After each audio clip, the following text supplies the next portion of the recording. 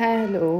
चला मग गणपतीची तयारी चालू होते. सो आम्ही आधी आलो होतो गावी, तर म्हटलं चला डेकोरेशन करून घेऊया. सो इथे आम्ही सगळे कपडे मंडपीला लावून घेतले, स्टॅपलर केले व्हाईट कपडा.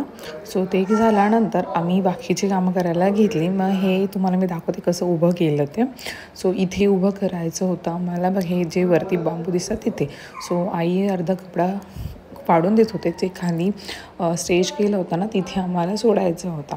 सो तो आम्हाला चुन्यामध्ये सोडायचा, म्हणून त्याचे आम्ही अर्धे कपडे फाडत तर स्टॅपलर करत गेलो. आणि हे सगळं अजून बाकी, तर मला मी फायनल लुक दाखवते नंतर.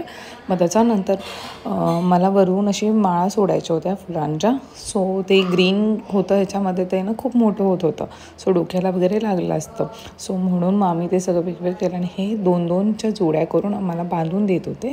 त्याच्यानंतर त्यांनी बांधून दिल्यानंतर मग मी वरती ते लावले. इकडे वरती ना लावायचं होतं. सो मग ते ह्यांचं झाल्यानंतर मग आम्हाला ब्रेकसाठी काकाने चहा घेऊन आले मस्तपैकी. सो आम्ही सगळेजण इथे बसून पहिले चहा पियालो.